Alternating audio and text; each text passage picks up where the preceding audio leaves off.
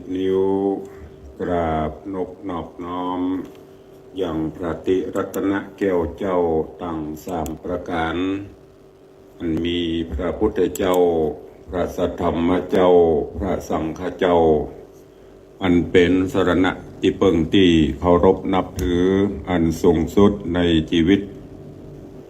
กราบคารวะแด่ไตรไวสาปารมีธรรม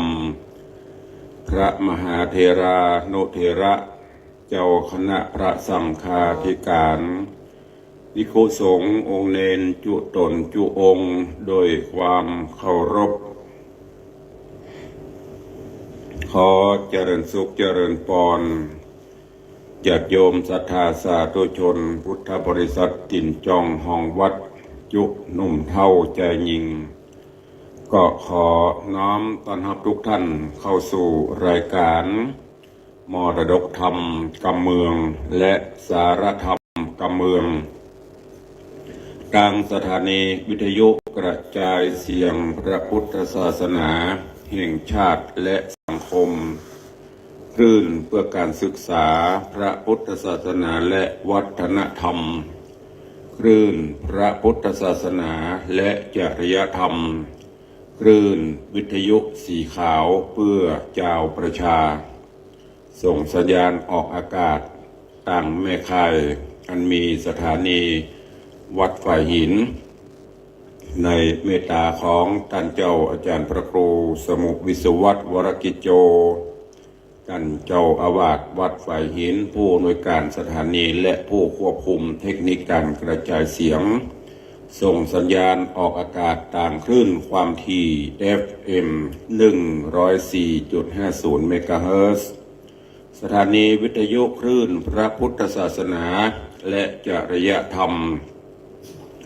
ในความอุปถัมภ์ของมูลนิธิพระบรมธาตุเจ้าดอยสุเทพในเมตตาพระครูวรลบนามบงพรหมผู้อำนวยการสถานีท่านเจ้าอาจารย์พระมหาประสิทธิ์ผู้ควบคุมเทคนิคการกระจายเสียงส่งสัญญาณกระจายเสียงตามคลื่นความถี่ FM 96.0 เมกะเฮิรตซ์และได้รับเมตตาจากทางท่านเจ้าอาจารย์พระครูอภิวัฒนวิกรมท่านผู้อำนวยการสถานีในเครือข่ายคลื่นวิทยุสีขาวเพื่อเจ้าประชาทุกสถานีตั้งแต่เชียงใหม่ลำพูนลำปางแพร่น่านเป็นต้นและก็ยังมีสถานีวิทยุชุมชนต่างๆที่หันความสำคัญในด้านการเผยแผ่พระพุทธศาสนาก็ได้ลิงก์สัญญาณนี้ออกอากาศให้ญาติโยมศรัทธาได้รับฟังกันทางบ้านทางจองพร้อมกันนี้ก็ขอยกมือ10 นิ้วกราบถวายการต้อนรับและเจริญพรต้อนรับอย่างพระเจ้าพระสงฆ์องค์เนนครูบาอาจารย์ตลอดจน FC ญาติธรรมทุกท่านที่ได้เข้ามาติดตามรับชมรับฟังทางภาพและเสียงการไลฟ์สดทางหน้าจอ Facebook ไลฟ์ของวัดวังสิงห์คำ Facebook ไลฟ์ของสถานีวัดฝ่ายหิน Facebook ไลฟ์ของธรรมะคลื่นสีขาว Facebook ไลฟ์ของญาติธรรมทุกท่านที่ได้เข้ามาแล้วก็ได้กดแชร์กดลิงก์กดไลค์รายการนี้ไปยังกลุ่มเพื่อนๆของทุกท่านเพื่อจะได้ร่วมกันรับฟังสาระรับฟังธรรมะและก็นำไปใช้ในการดำเนินชีวิตประจำวันรายการนี้ดำเนินโดยกล่าวกับผมอาตมาภาพพระครูวิสิทธิ์ศรีลาภรณ์รองเจ้าคณะอำเภอเมืองเชียงใหม่เจ้าอาวาสวัดวังสิงห์คำตำบลป่าแดดอำเภอเมืองเชียงใหม่จังหวัดเชียงใหม่หรือตุลุงในวังเป็นผู้นำรายการนี้มาพบปะกับทุกท่านตั้งแต่เวลานี้เป็นต้นไปปะกันวันนี้ก็ยังอยู่ในสถานการณ์วิกฤตต่างๆเพราะว่าจะเป็นในด้านพลังงานเชื้อเพลิงหรือน้ำมันอันเป็นปัจจัยสำคัญแห่งอย่างหนึ่งในการดำเนินชีวิตประจำวันเนาะ จะไปหันจะไปนี่จะยานพาหนะจะรถจะรางหรือทำการเกษตรกรเกษตรกรรมก็เอาน้ำมันเป็นหลักก็ยังอยู่ในช่วงวิกฤตอยู่เติมยากราคาก็ขึ้นประกอบกับที่สำคัญมาหนึ่งก็คือฝุ่นละอองสภาพอากาศก็พอดีช่วงนี้ก็ฝุ่นนักค่าฝุ่นค่า PL PM PM อย่างนี้แต่ละตีแต่ละแห่งโดยเฉพาะเชียงใหม่เป็นอันดับหนึ่งของโลกไม่อยากได้ยินเนาะในสิ่งนี้ถ้าเป็นในสิ่งที่ดีๆนี่เขาอยากได้ยินแต่ถ้าเป็นอย่างนี้เป็นภาวะที่เป็นอันตรายกับร่างกายก็ทำให้สุขภาพต่างๆอย่างในช่วงเนี้ยแม้แต่ตัวลงดำเนินรายการก็เหมือนกันบางเกือกก็คัดจมูกคัดหูดังก็มีผลกระทบตั้งแต่กระแสบหูแสบตาอย่างตะวานี่ หันที่เปิดลงแจ้งทางตำบลหนองหอยตำบลอย่างนี้ในเขตอำเภอเมืองเขานี่ก็ขึ้นปืดก็ขอให้สถานการณ์ต่างๆเหล่านี้คลี่คลายไปในทางที่ดีโดยเร็วพลันก็จะไปวิตกกังวลนักเกินไปเนอะพอออกไม่ออกศรัทธานาบุญเฮาแปลงใจให้เย็นแปลงใจให้ล่มผลกระทบมันก็เกิดขึ้นทั้งเปิดและเฮาแปลงใจถ้าเฮาไปเครียดเป็นอย่างกับมันก็จะทำให้สุขภาพร่างกายก็จะแย่ไปตัวเองแปลงใจให้สบายนึกถึงหลักกรรมคำสอนที่พระพุทธองค์ได้ตรัสเตือนตรัสบอกเฮาเจ้าข้าทั้งหลาย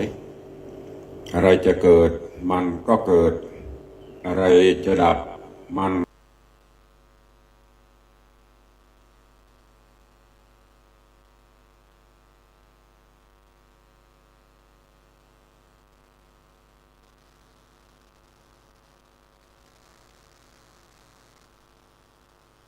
นี่ก็ฝากไว้กับญาติโยมทั้งหลายเนอะก็ขอเป็นกำลังใจร่วมกันฝ่าฟันวิกฤตเขาอยากหมากแปลงวิกฤตปัญหาต่างๆไปด้วยกันเฮาผ่านวิกฤตอย่างต่างๆมาได้นักต่อนักละแม้แต่กระทั่งอย่างยุคโควิดถนนหนทางเงียบปิ้งการฝ่าฟันวิกฤตอยู่เขาอยากบ้านไปหากันก็ทำให้ม่วนไปแหมแบมถ้าเฮาโป่งอย่างที่ตัวลุงว่าทำให้ม่วนไปแหมแบมจากที่ขับมาใครอยากกินยังก็ออกไปเสาะว่าหากินซื้อหั่นซื้อนี่จับจ่ายใจสอยมีว่าเป็นบาบัญญะมีว่าเป็นบาบัญญะบัญญันเป็นเวลาพอยุคที่โควิดมานี่เงียบปิ้งถนนที่เตยคลาค่ำไปด้วยรถก็โอ้เหมือนถนนล่าง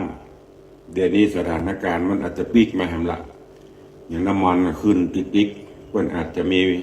ประกาศมาตรการอย่างต่างๆออกมาอันนี้ก็คือมันโป้นไปเนาะเป็นวันก็อย่างที่บอกไปไม่ต้องไปเครียดไม่ต้องไปอย่างมันนำไปปลดโปร่งปล่อยวางไปพร้อมความกระทบมันกันหมดไม่ใช่กระเฮาคนเดียวนั่นก็ฝากไว้เนอะวันนี้ก่อนที่จะได้อู้ได้เอ่ยได้จ่าได้ตักได้ตายก็เข้าสู่หัวใจรายการโดยการนำธรรมะมาฝากฝังกับญาติโยมศรัทธานาบุญกันเนาะท่านทั้งหลายในยุคปัจจุบันนี้เราก็ต้องแบ่งใจเอาใจเข้าหาศีลหาธรรมปลดโปร่งปล่อยวางบ่วงเยือกหัดอย่างต่างๆที่มันหัดตัวเฮาไม่ได้ฮื้อเข้าไม่ได้ฮื้อไปสร้างคุณงามความดีหรือว่าเพราะว่ามีมารผจญจะไปหั่นกับมีบ่วงจะไปนี่กับมีอย่างมาหัดไว้ดังนั้นวันนี้จึงขอเอาบ่วงมารหรือข้อคิดในเรื่องของบ่วงเยือก3 เส้นที่มันมัดมันรัดตึงเอาไว้มาเพื่อได้สร้าง ในสิ่งที่ดีที่งามในทางพระพุทธศาสนามีบาลีเปิ้นได้กล่าวไว้ว่าสัพเพธัมมานาลังอภินิเวสายะสัพเพธัมมานาลังอภินิเวสายะคือบ่วงต่างๆที่มันยัดมันฮัดเอาอย่างนี้เอามาผู้มาจ่าฮื้อกับสาธุชนญาติโยมที่ได้ฟังรายการได้ดูรายการนี้เพื่อที่จะได้เอาไปใช้ในการดำเนินชีวิตประจำวันคือมันหายคือมันผ่อนคลายในความเป็นอยู่ของชีวิตบางสิ่งบางอย่างในหมู่ญาติโยมศรัทธามนุษย์เฮาปุถุชนคนเฮาที่ยังมืดมิดติดยึดอยู่ในสิ่งต่างๆคือยังไกลห่างจากสัจธรรมก็จะเต็มไปด้วยความวิตกกังวลความอาลัยอาภรณ์บางครั้งบางตอนนอนก็บ่หลับเพราะใจเฮามันไปเกาะใจเฮามันไปผูกไปพันในวัตถุสิ่งของเช่นจะไปทำบุญสุนทานจะไปวัดไปวาไปร่วมการร่วมงานจะไปฟังเทศน์จะไปฟังธรรมจะไปปฏิบัติธรรมก็ไปได้เพราะอย่างญาติโยมทั้งหลายเพราะมีบ่วงมีมารที่มันคอยมาหัดคอยมาจักคอยมาไว้ก็เลยลวดก็ได้ไปสร้างกุศลคุณธรรมคุณงามความดีคนบอกว่าห่วงนักกังวลนักก็ตุกนักหูจักโปงหูจักปล่อยหูจักวางมันก็จะก้อยบรรเทาลงพอออกไม่ออกญาติโยมศรัทธาปุถุชนคนเฮาทั้งหลายเมื่อเฮาจะยืนเมื่อเฮาจะเตียวจะนั่งจะนอนจะเคลื่อนไหวได้ก็เป็นธรรมดาเพราะมีจิตใจก็ต้องคิดมีชีวิตก็ต้องห่วงแต่ห่วงนักยึดนักมันก็หมดอิสรภาพได้ตึงหาบได้ตึงกรอนได้ตึงแบกได้ตึงหามจนกระทั่งถึงแก่เท่าชราลงอย่างประเด็นนี้เขาจะหันว่ายิ่งแก่ก็ยิ่งมีบ่วงยิ่งมีห่วงนักนะสมเด็จพระสัมมาสัมพุทธเจ้าเพื่อนจึงได้ตรัสไว้ในการดำเนินชีวิตประจำวันโดยให้ใจสติปัญญาเพื่อนว่าสติ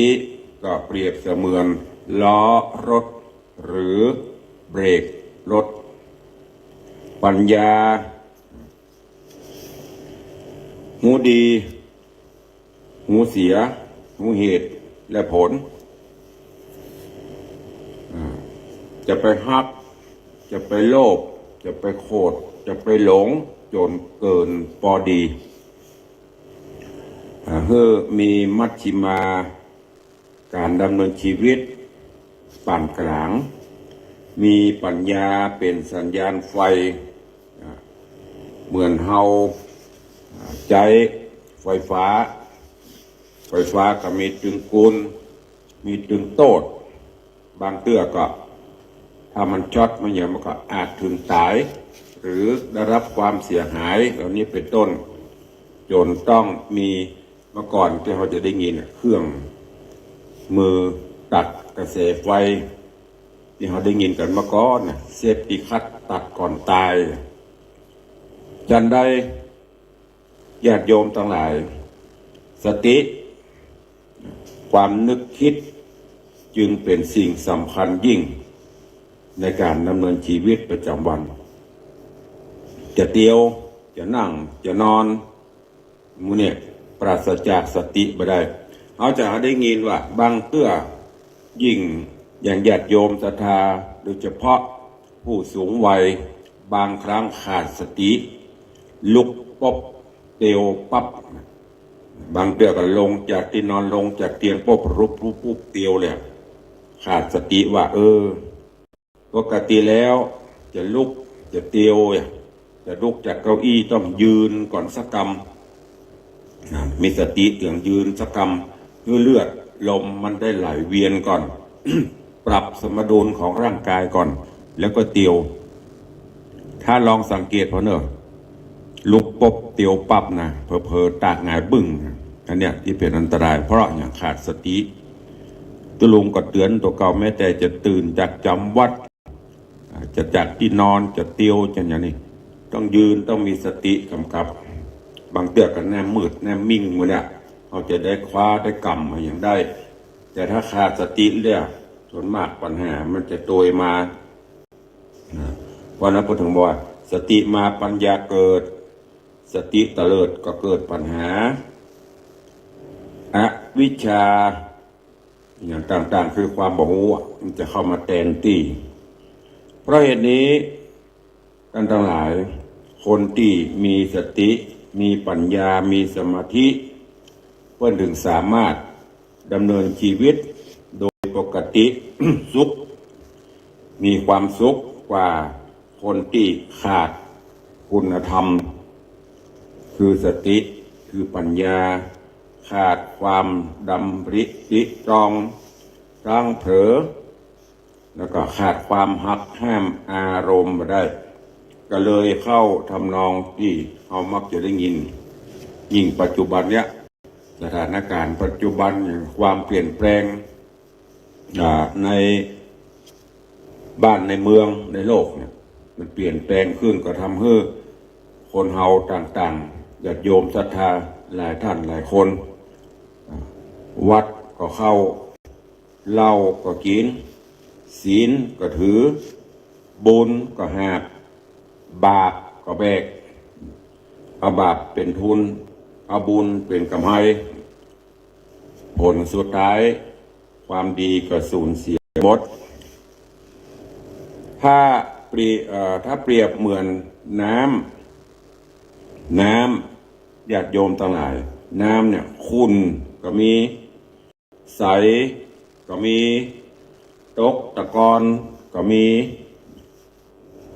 ทำบุญแต่ละเตื้อแต่ละทีคนบอกว่าบางเตื้อเขาจะหารว่าโดยเฉพาะฮีดจารีดเมืองเหนือเนี่ยเวลาเพื่อจะกินจะทานก็จะมีปุจานหรือมัคคณายกคอยที่จะเอาน้ำขมิ้นส้มปล่อยมาขอขมาขอสุมาก่อนที่จะยกยอเวียนเกียนตาลเพิ่นจะขอสุมาอย่างที่เราว่าสุมาขวดตาลสุมาขวดตาลที่ได้ยินกับจุดผู้ชินหูที่พ่ออาจารย์พ่อน้อยพ่อหนานมัคคณายกเพิ่นทำสุมาลาโตดที่ได้ล่วงเกินโดยกายกรรมวจีกรรมมโนกรรมอันเนี้ยเพิ่นขอขมาก่อนที่เพิ่นว่าใจเป็นนายกายเป็นบ่าวเราได้ยินกันอยู่จนพอชินหูได้ยินกันอยู่เสมอใจเป็นนายกายเป็นบ่าวใจจะเป็นผู้ที่บัญชาการกายจะเป็นผู้ที่หับใจเพราะนั้นใจจึงเป็นตัวจักสำคัญในตัวของคนเฮานี่ใจคิดดีก็มีความสุขใจคิดร้ายคิดผิดก็มีความทุกข์กายก็พลอยรับผลกรรมไปตัวอย่างที่ตุลุงว่านะถ้าใจม่วนตื่นเจ้ามากายามจะเข้านอนกาอารมณ์สดชื่นแจ่มใสเบิกบานร่างกายก็ดีไปเลือดลมก็ปกติแต่ถ้าคราใดจิตใจขุ่นมัวจิตใจเพราะว่าพะวงเศร้าหมองร่างกายก็พลอยรับผลไปตัวสังเกตพอคนที่เป็นเศร้าหมองอยู่ในเงาซกตกกินข้าวก็บะลำกินน้ำก็บะลงคิดอะไรยังก็บะออก จะตรงกันข้ามคนที่จิตใจมีศีลมีธรรมเพื่อกินเพื่อทานทำบุญสุนทานรักษาศีลเจริญภาวนารู้สภาวะการแห่งโลกรับเปลี่ยนไปตามกาลนั้นบ่เครียดไปอย่างจิตใจเบิกบานร่างกายก็สมบูรณ์ไปญาติโยมศรัทธาท่านทั้งหลายที่คนเฮายังเวียนว่ายอยู่ในห่วงของวัฏสงสารอยู่ก็เพราะเฮามีกิเลสมีกรรมวิบากเปรียบเสมือนบ่วงหรือเชือกที่มันมามัดมาผูกมาดึงมากังไว้ทำบุญเมื่อใดเฮาก็ประนมมือว่านิพปานังปรมังสุขังนิพปานังปรมังสุขังบอกว่าจะเป็นปุจานเวนตานว่าจะเป็นเฮาทำบุญส่วนทานเราจะนึกถึงนิพพานคือความสุขแต่มีแต่ไปบ่ได้สักเตื้อไปบ่ถึงกันสักเตื้อบางท่านก็เข้าใจว่าตายแล้วถึงจะไปนิพพานได้นะอันตายแล้วก่อนถึงจะเข้านิพพานได้อันนี้คนว่ายังเข้าใจผิดอยู่ความจริงก็ออกไม่ออกญาติโยมศรัทธาท่านทั้งหลายนิพพานอยู่บักไกอยู่ใกล้ตัวเขาเนี่ยนิพพานหรือนิพพานอยู่บักไกตัวอยู่ใกล้ตัวเขาเนี่ยนิพพานหรือนิพพานแปลว่าดับหรือเย็นดับหรือเย็นยังมีลมหายใจอยู่เขาดับก่อนกิเลสตัณหาดับไปหรือยังกิเลสยังก็คือโลภะราคะโทสะโมหะมานะทิฏฐิความอิจฉาริษยาตาฮ้อนดับไปหรือยังมารหมู่เนี้ยที่มันแห้มบะฮือเฮาไปถึงนิพพานสะเตื้อมีความโลภมีความโกรธมีความหลงมีความอิจฉาตาฮ้อนมีทิฏฐิความกระด้างถือตัวอิจฉาตาฮ้อนหันเปิ้นดีหันเปิ้นมีก็อิจฉาตาฮ้อนกันมารหมู่เนี้ยก็กุ้มรุมจิตใจเฮาบ่ฮือไปถึงนิพพานสะเตื้อเมื่อใดที่เฮาดับเมื่อใดที่เฮาบังคับมันได้มันก็เย็นมันก็เบิกบานสำราญใจอุปทานความยึดมั่นถือมั่นมันก็จะกล้วยๆมันลายหายไปญาติโยมท่านทั้งหลายมารตัวสำคัญมารตัวสำคัญมีอยู่3 จำพวก3 ประการนั่นก็คือในทางพระพุทธศาสนาเพิ่นได้กล่าวไว้ว่า1พุทธังคีเวฮักลูกเหมือนปอกสุพอ2ภริยาหัตเถฮักเมียฮักผัวฮักเมียเนี่ยเหมือนปอ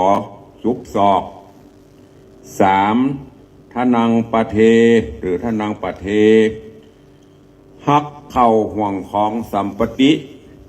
ก็เหมือนปลอกซุกตีนบวกบ่วง3 เส้นบอก3 เส้นเพราะนั้นญาติโยมทั้งหลายตุลงและพ่อแม่ครูบาอาจารย์เพิ่นก็เคยชี้นำปริศนาธรรมเวลาเฮาไปงานผู้หอเงินดีอยู่ดีมีสุขไปงานศพแล้วตั้งเฮาจะหันว่าเวลาตายนะเพิ่นจะมีฝ้ายตองฝ้ายขาวฝ้ายตองของเมืองเฮาฝ้ายตอง3 บ่วง 3 เส้นเพิ่นจะเอาวางไว้ปืนเสือปืนสาดพอสาดแลบสาดรองนอกรองศพนะเอาวางไว้อันที่1เอาไว้ซื้อคอเส้นที่2บ่วงที่2เอาไว้ซื้อศอกอันที่3ก็จะไว้ที่คอแข้งมีเหมือนการกู้ศพนะท่านทั้งหลายลองสังเกตส่วนมากอีพ่ออีแม่ญาติโยมร่ำได้สังเกตเวลาไปอาบน้ำศพไปอย่างไปพอสภาพศพมันได้พอแต่ละทุกศพ มันจะมีแม้แต่ไม้แตะไม่อย่างนั้นมันมีเป็นข้อคิดเป็นปริศนาทั้งนั้นที่สำคัญเนี่ยคือบ่วง3 บ่วงเนี่ยบางเตรียมห้องตรา3 มัดนะ 3 บ่วงนะหักลูกเหมือนปลอกซุปคอหักผัวหักเมียน้องเหมือนปอซุปศอกห่วงเข้าของสมบัติไปนอกเหมือนปลอกซุปตีนเชือก3 เส้นเนี่ยมันมามัดมากินเป็นเชือกมันฮัดกิ่งคือเฮากลิ้งเฮาเกือกอยู่ในวัฏสงสารเส้นที่1บ่วงที่1คือลูกคือหลานเส้นที่2คือผัวเมียเส้นที่3ก็คือทรัพย์สมบัติญาติโยมทั้งหลายทั้งที่เฮาตั้งแต่หลายหูไม่ใช่มาหูนะ ทุกคนหูว่าสิ่งเหล่านี้เป็นของสมมุติขึ้นตายแล้วก็เอาไปได้จึงอาจได้ว่ากิเลสเหล่านี้สิ่งเหล่านี้มันมีมนต์ขลังสมเด็จพระสัมมาสัมพุทธเจ้าเพิ่นก็ยังได้ทรงตอนที่เขาก่อนที่เฮาฮู้พุทธประวัติมาพระองค์เป็นเจ้าชายสิทธัตถะเป็นนอนเนื้อเชื้อไขกษัตริย์เพิ่นก็ยังได้สละเพราะหันว่าสิ่งเหล่านี้มันจีรังยั่งยืนตายแล้วก็ไปโดยไปได้ความเฒ่าชราเกชราก็ห้ามไปได้ลูกผัวลูกเมียก็ตายแล้วก็ไม่ใช่ไปโดยเฮาอย่างที่ตุลุงก็เคยบอกครูบาอาจารย์ก็เคยเนี่ยเงินทองส่งตึกโรงยาหรือโรงพยาบาลลูกหลานส่งตึกศาลาไปเหี่ยวสุสานประจ้ามีไปโดยเฮาสักคนเนี่ยพระพุทธเจ้าหลังเมื่อเป็นเจ้าชายสิทธัตถะก็เกิดความเบื่อหน่ายบ่วงมารเหล่านี้เพราะว่าจะเป็นสมบัติพัสถานเพราะว่าจะเป็นลูกเมียแม้แต่ตำแหน่งพระราชหน้าที่ต่างๆพ้นหันว่าเป็นของที่มันน่าเบื่อหน่ายเป็นของที่น่าก่ายเกณฑ์เป็นของที่บัดหน้าอภิรมย์จมจื้นความสุขในโลกีมีได้ชั่วคราวความสุขยืนยาวต้องเข้าหาธรรมสิ่งโลกิยะมันเป็นเพียงแต่ชั่วครั้งชั่วคราวชั่วขณะหนึ่งเป็นอนิจจังมันบัจจิลังยั่งยืนวัฒนาถาวรมีความปัดพรากมีความมีจากอย่างไปถ้าเราขืนไปมัวไปเมาไปยึดติดก็เหมือนอยู่ในคุกในคอกหมดอิสระภาพนี่ตุลุงบอกประเด็นนี้อีพ่อยแม่พ่ออุ้ยแม่ป้าเขายิ่งแก่ก็ยิ่งมีบ่วงเพราะอย่างไปวัดก็ไม่ได้ห่วงหลานมีหลานน้อยต้องคอยดูแลจะไปกินไปทานก็ห่วงหลานเพราะว่ามันเป็นไปตามสภาวะการนี้เต้นเนอะป้าป้าพ่อเนอะกับ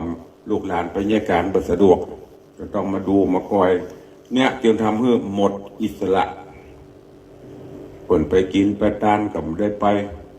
เปิ่นไปหั่นไปนี่ก็ไม่ได้ไปห่วงเข้าห่วงคองห่วงลูกห่วงหลานห่วงผัวห่วงเมียพระพุทธเจ้าก็ดึงสละหมดแม้แต่ลูกลาหุนกำลังเกิดจะไปส่องไปพออย่างนั้นผมไปถ้าไปก็จะจิตใจจะเปลี่ยนเลยสละตัดปุ๊บถึงได้บำเพ็ญบารมีธรรมได้ตรัสรู้เฮาคนนี้ก็ก้อยเนอะตัดแค่พ่อมจะไปเอาบ่วงมูนี้ถึงลูกถึงหลานถึงเข้าถึงของเอามาผูกมามัดมากองคอนักลำไปพุทธเจ้าเพื่อถึงทรงสลัดตัดบ่วงอันเป็นสุขเทียมนั้นเพราะฉะนั้นพอออกไม่ออกศรัทธาปุถุชนคนธรรมดาทั้งหลายตราบใดที่เฮาตัดหักบะขาดตัดสวาดบะมดเฮาจะไปนิพพานได้ก็เพียงแค่ฝัน ไปกับฝันไปเมืองนิพพานฝันไปปะศาลาเก้าห้องฝันไปปะของกินของทานเนี่ย แต่ความจริงไปยังไม่ถึงเนอะ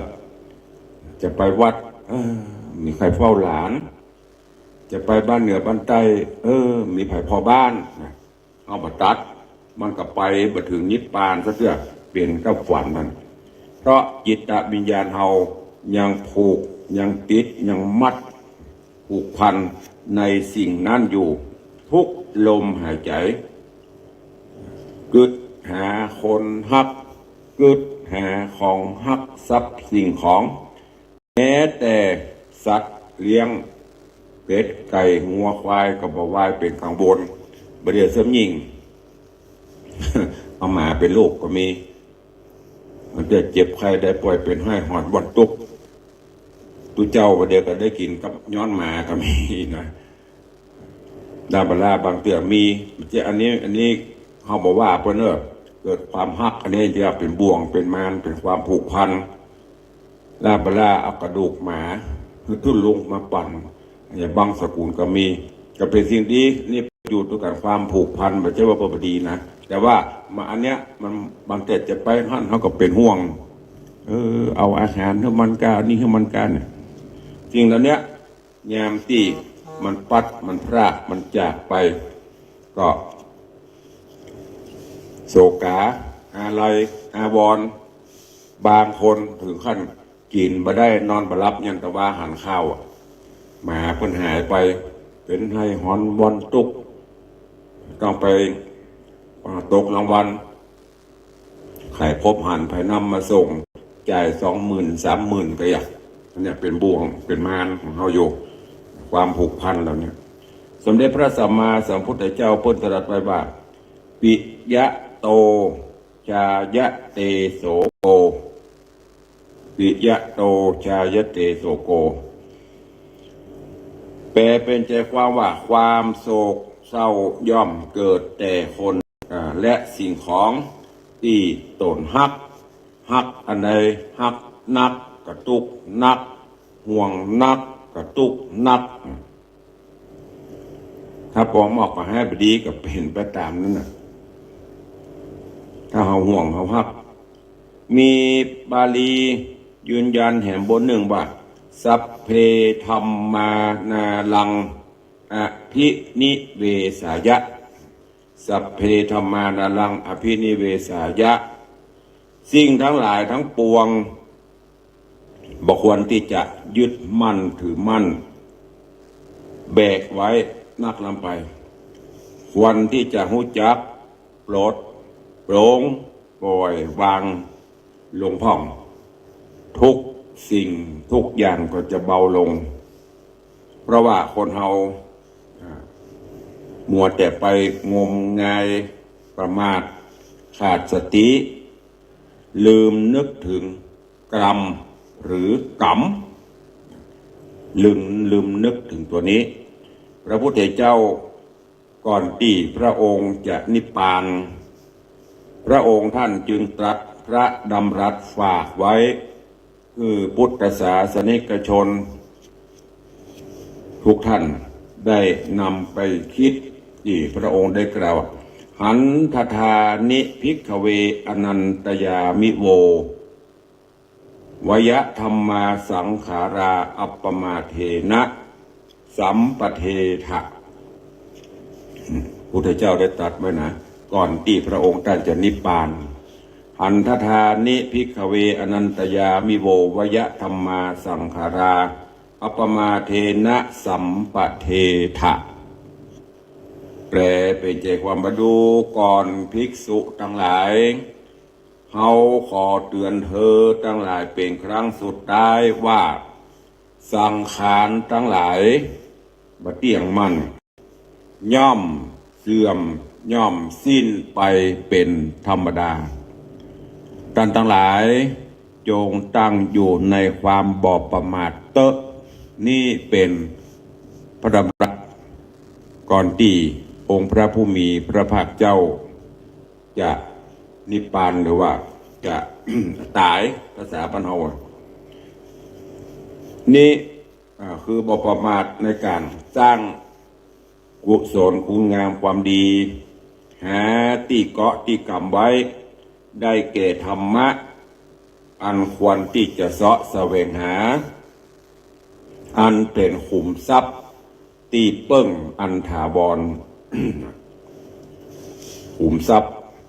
ตีเปิ้งอันถาวรเยือกเย็นอังคะสมนิธิทรัพย์ติดตัวคือวิชาความหูอังคะสมนิธิเป็นสติปัญญาเราเนี่ยคนที่จะเสาะประกอบอาชีพเป็นทรัพย์ที่ไผ่ลักเอาไปได้สติปัญญาจิตตัวไผ่ก็เอาไปได้อันที่สองอนุคามิกะนิธิอนุคามิกะนิธิที่พระพุทธเจ้าได้กล่าวไว้คุมทรัพย์ติดตัวอันได้แก่บุญกุศลคุณงามความดีมีศีลประจำตัวมีสมาธิจิตใจมั่นคงดำรงสติมั่นมีปัญญาหูแจ้งแห่งสภาวะสังขารทั้งหลายทรัพย์ขุมนี้เป็นหมายว่าจายาวะอนุปาณิยินี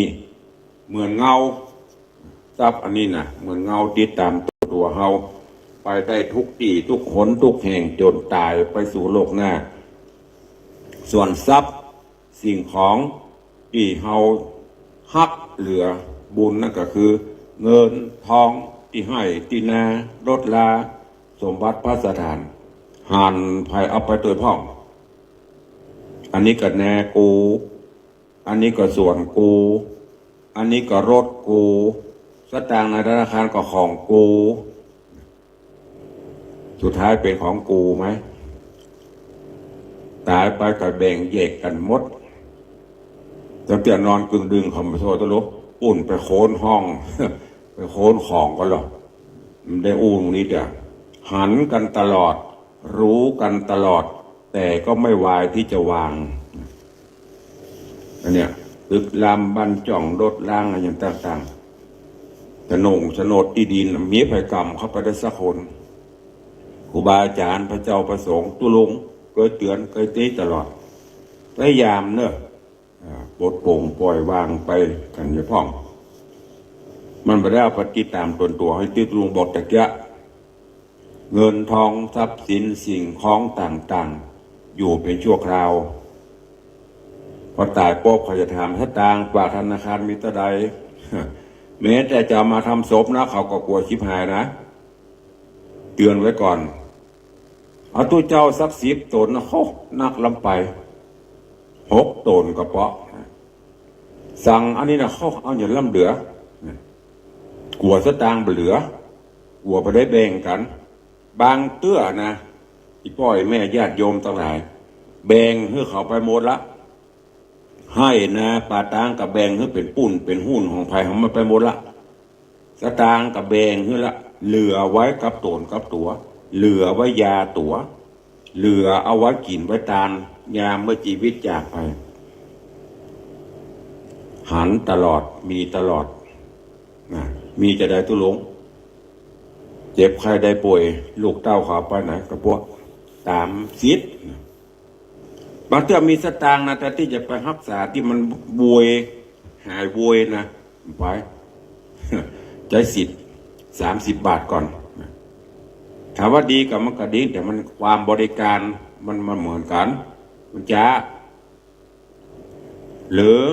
แถมอันหนึ่งก็คือสิ่งของเครื่องใช้เงินที่เราฝากไว้เขาไปใช้ยาวตาลทั้งหมดเนอะอีพ่อยแม่เนี่ยฟังตัวลุงหรือฟังครูบาอาจารย์บอกเถอะสมมติอีแม่เก็บไว้อันนี้ขายให้ขายนาขายตี้ขายของประกูลไว้นะอันนี้เก็บไว้กระตัวสัก3 ล้านเนอะเอาไว้กินไว้ตาลไว้ยานะโอ้ถ้ากลัวมันจะกินตาลนักเอามากลัวเสี่ยงมันตายไว้3 วัน นิมนต์ตัวเจ้า5 ตนนิมนต์ตัวเจ้า6 ตน8 ตน10 ตนจะล่วงสูตรวันนักสูตร12 ตนนะ12 ตนยอดตนละ1,000กับ2,000กับไม่ใช่ตัวไหน300,000กับเสี่ยงนอกนั้นไปไหน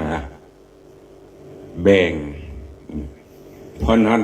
ฝากไว้เป็นข้อคิด เมื่อมีชีวิตอยู่กินไปตามไปเถอะนี่กระบุญกุศลจะนะที่จะได้เอาไปติดตนติดตัวเฮาญาติโยมสาธุชนทั้งหลายพึงรีบควนขวายเนอะหาที่เพิ่งอันจีรังยั่งยืนเลิกยึดมั่นเลิกถือมั่นในวัตถุสิ่งของเหมือนดังเฮาเอาเชือกเอาตอกเอาฝ้าย3 เส้นมาผูกมามัดตีนมัดมือเฮาไว้จนบ่ได้ไปจำศีลกินทานบ่ได้ไปภาวนา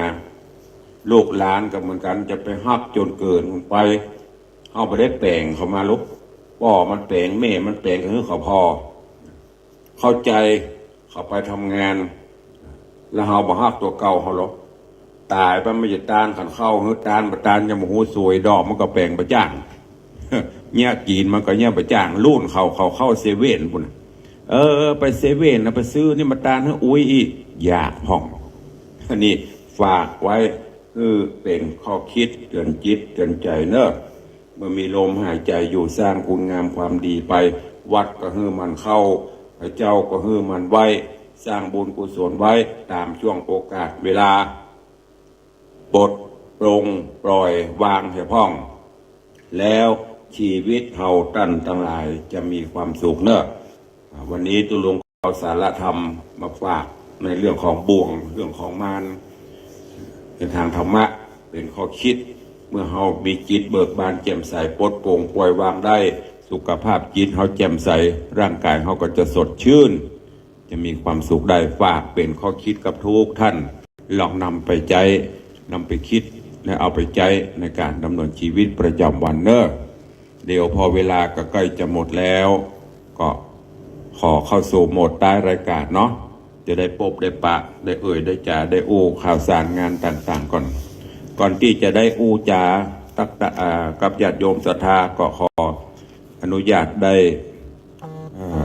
ตักได้หรือว่าไว้สาครูบาอาจารย์ทางเฟซบุ๊กก่อนเนาะกราบถวายการต้อนรับท่านเจ้าอาจารย์พระครูวิมลรัตนวัฒน์เนอร์ตุปีมหาพรหมแห่งวัดจอกป๊อกพวกจ้างเงินปอใส่ล้อลักเล่นขอบคุณที่เข้ามาเนอะเจริญปอนยมเมสุปราณีรูมาจากม่วงเขียวจากร่องวัดแดง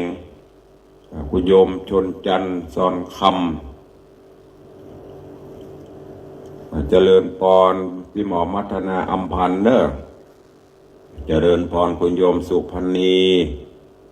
เจริญปอนวันนี้หลวงพ่อวัดจันทร์เข้ามาส่องมากวยทางวัดจันทร์ควรทับนักเนาะขอถวายการต้อนรับหลวงพ่อเนอะเจริญปอนคุณโยมสมทรงสิทธิตาเจริญปอนคุณโยมสุวรรณอินใหญ่เนอะพอสุวรรณผู้มหือพหลวงจะมีเนอะมาห่วมกันด้วยเจริญปอนอันนี้อย่างวัดวังไม่ใช่วัดวังพญานาคเนอะวังพญานาคเจริญปอนภาษาอังกฤษมันอ่านยากนะจะอ่านลัดก็กลัวเพิ่นว่าอ่านบ่ถูกโยมอะไรอย่างนี้อ่านบ่ได้เพ้นสีกะนี่ก็ตาก็บ่ค่อยเป็นปกติแล้วนะก็เลี้ยงชวนผัดวันสาธุเนอร์บุญรักษาเจริญปอน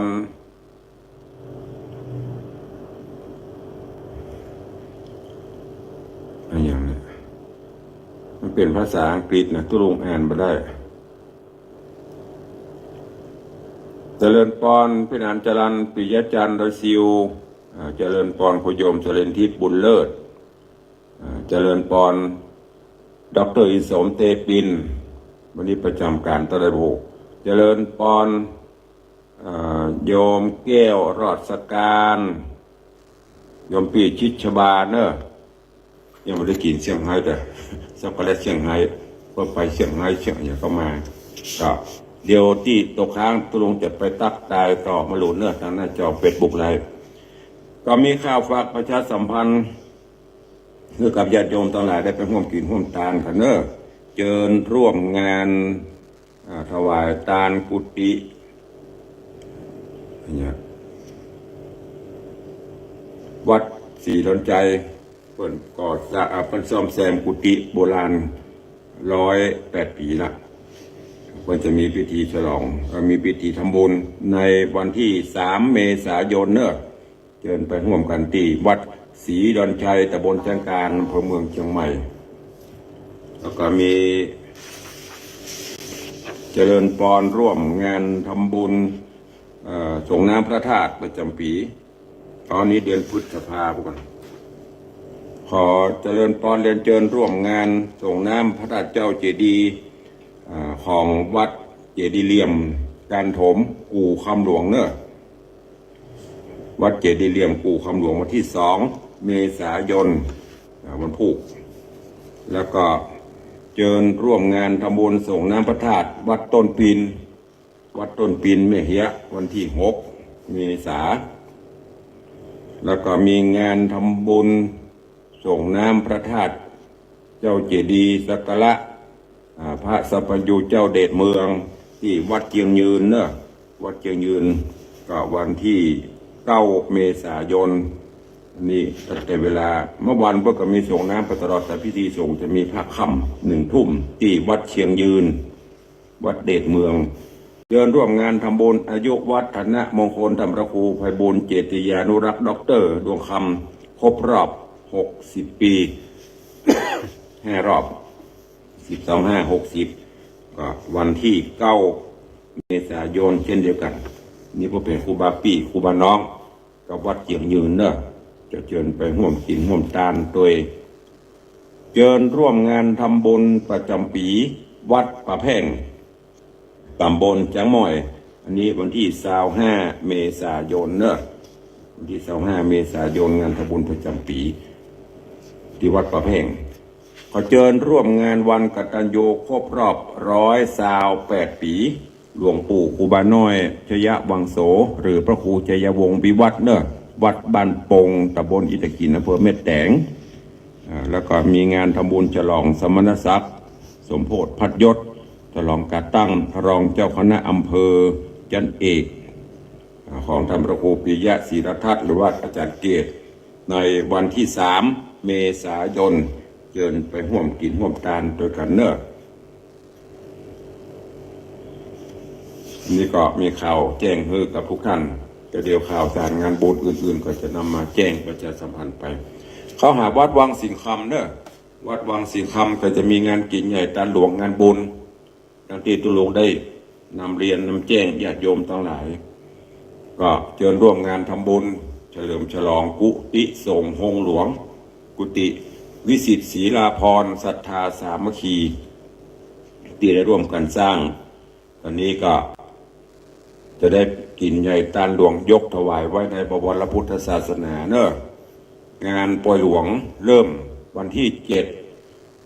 7 พฤษภาเป็นวันตานจ่อตานตุงปักจ่อปักตุงวันที่13 ภาคบ่ายจะเป็นพิธี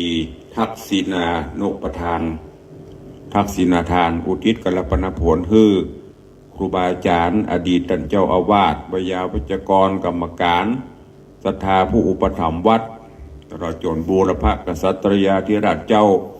ทำบุญสุนทานเงือเทพเทวาอาหักต่างๆในวันที่13 วันที่14ก็มีพิธีโอกาสหยาดน้ำไหมตาลมอบถวายกุฏินิมนต์พระมหาเถระมาเจริญพระพุทธมนต์ประกอบพิธีเปิดป้ายกุฏิสงฆ์วันที่15เป็นวันตกแต่งดาขัวกินขัวตาลบ้านศรัทธาญาติโยมปี่ไผ่น้องมันหอมกินหอมตาลตามแบบเบ้าโบราณวันที่16 วันที่17ตั้งแต่9 โมงเป็นต้นไปญาติโยมศรัทธาหัววัดหัววาต่างๆที่กินห่วมตาลเติมกันก็จะได้เห็นแต่ขัวกินขัวตาลเข้าร่วมทำบุญเนอะงานนี้ก็มีมหรสพสมโภชที่ประคัตต่อกฎระเบียบวินัยของคณะสงฆ์หรือญาติโยมทั้งหลายอาทิลิเก ลิเกกับพลหลวงของมันเปิงกันเนาะลิเก กีกับหมูเฮบะเลงหมูนี่ก็มาห่วมกินห่วมตานด้วยกันเนอะนอกจากนั้นก็ตีตุลุงได้เชิญชวนญาติโยมเป็นเจ้าภาพสังฆทานฮับหัววัดสังฆทานถวายพระเจ้าประสงค์สังฆทานฮับหัววัดวัดละ500 บาทสังฆทานถวายพระเถระตีเจริญพุทธมนต์จุลละ 2,500 บาทก็ขอบคุณอนุโมทนาเพิ่มเติมก็มีอาจารย์จุธารัตน์หรือแม่ครูจุธารัตน์สมบัติพร้อมโดยลูกศิษย์ญาติมิตรกัลยาณธรรมเป็นเจ้าภาพสังฆทานชุดใหญ่1 ชุดหัววัด1 วัดรวมเป็นเงิน 3,000 บาทแล้วก็มีโยมแม่แสงเตชะตาเป็นเจ้าภาพ1 หัววัดวินันจรันปิยจันทร์ดอยซิวเป็นเจ้าภาพสังฆทานชุดใหญ่1 ชุด 2,500 บาทแม่สุวรสใจโตหัววัด1 วัด500 บาทแม่ครูเหรียญทองจันทีสังฆทานชุดใหญ่1 ชุด 2,500 บาทแม่บุญปันมีงานใจสถานพี่จงรักมีงานร่วมทำบุญเป็นเจ้าภาพหัววัด3 หัววัด 1,500 บาทพ่อสีโบแม่พวงนวลคำปันพร้อมลูกหลานสังฆทานชุดใหญ่3 ชุดอุทิศไว้ไปหน้า1 ชุดอุทิศให้ป่ออุ้ยสิงคำใจแก้ว1 ชุดอุทิศให้แม่อุ้ยมันสุใจแก้ว1 ชุดรวมเป็นเงิน 7,500 บาทคุณโยมวิมลพี่หมอมัฒนาอำพันธ์พร้อมครอบครัว1 หัววัด500 บาทโยมแม่ปราณีพยัคฆ์ไคหพล1 หัววัด500 บาทพ่อเลี้ยงธนวัฒน์แม่เลี้ยงทัศน์พิชาสุสิงคำร่วมเป็นเจ้าภาพสังฆทานชุดใหญ่จำนวน12 ชุดหัววัดแถมซาว1 ชุดเป็นเจ้าภาพตุงแหม5 ตั๋วโยมปี้สมพรรัตนังหรือว่าโยมปี้ชิดชบาหัววัด2 วัดพ่อสมานแม่จันยาวิชัย1 วัด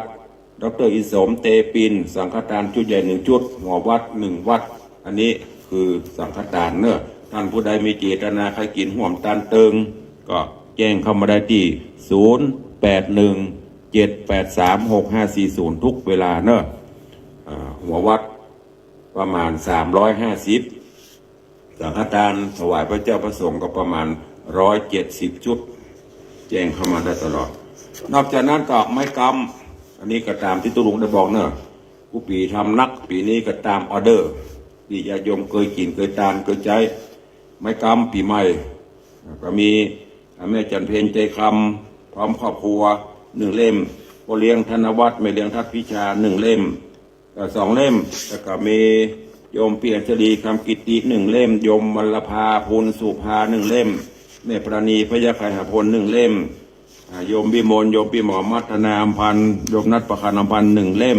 แม่ศรีจันทร์คำปัน1 เล่มแล้วก็มี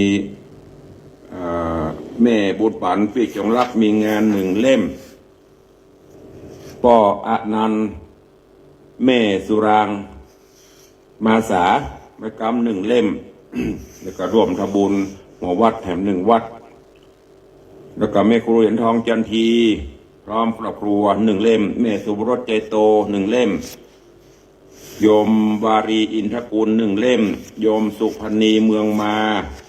โยมชันชนกเมืองมา1 เล่มอันนี้เป็นเจ้าภาพปูจาไม้กำเนอะ15-16 เล่มล่ะ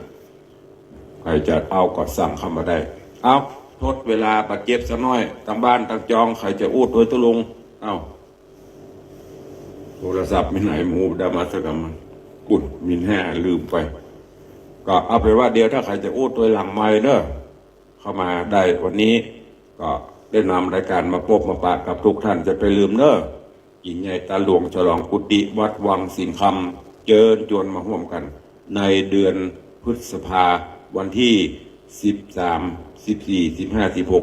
17ตามที่ตุลุงได้แจ้งไปใครจะเป็นเจ้าภาพสังฆทานหัววัด